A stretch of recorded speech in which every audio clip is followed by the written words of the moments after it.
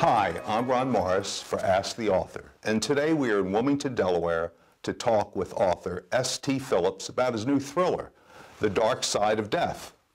Thanks for being here today.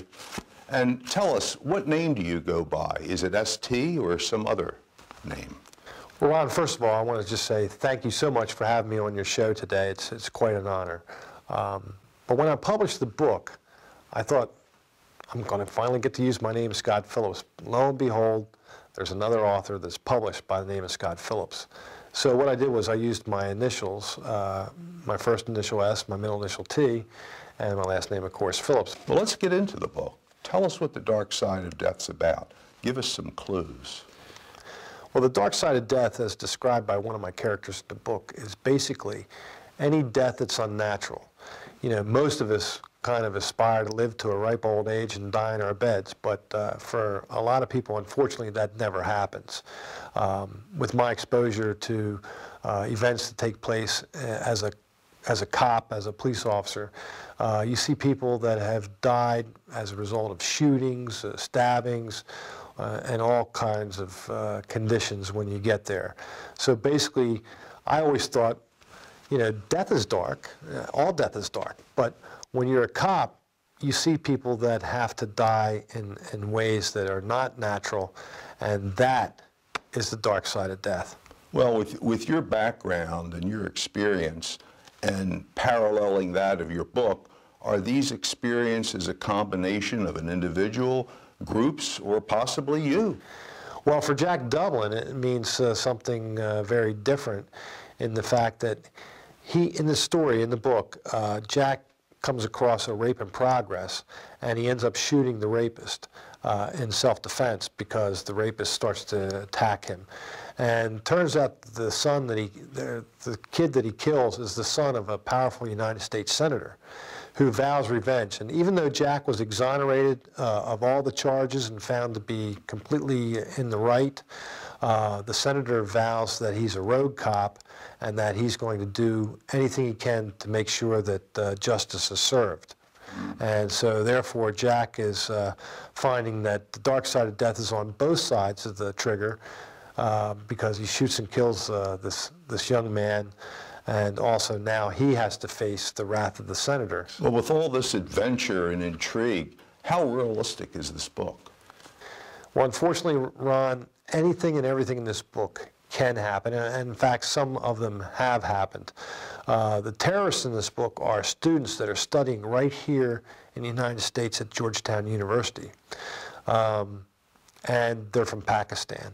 And what they plot and plan to do is kill thousands of innocent people in the Caribbean, which involves a lot of Americans.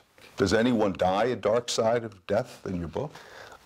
Well, absolutely somebody's going to die the dark side of death. You're going to have to read the book to find out who it is that dies that way.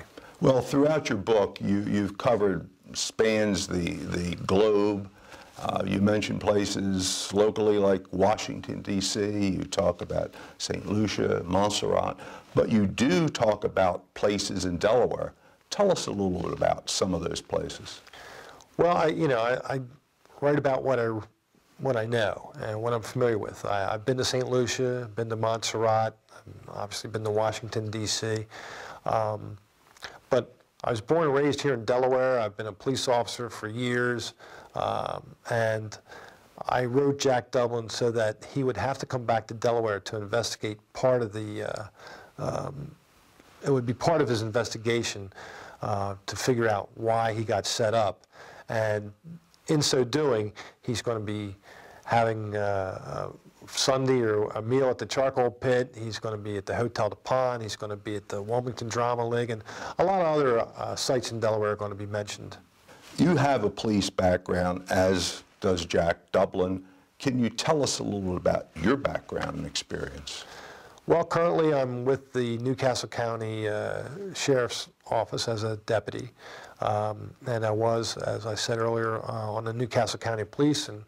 And basically, I've experienced just about, well, I shouldn't say that, because just when you think you've experienced everything, something new happens. But I've experienced a lot, and I hopefully have drawn on that to create a good, thrilling story with great characters, three-dimensional characters that readers are going to identify with, they're going to root for, and they're going to enjoy reading the book. Well, I found your book quite exciting, and I suspect that as a writer, that may be your next career. Is that where you see yourself going?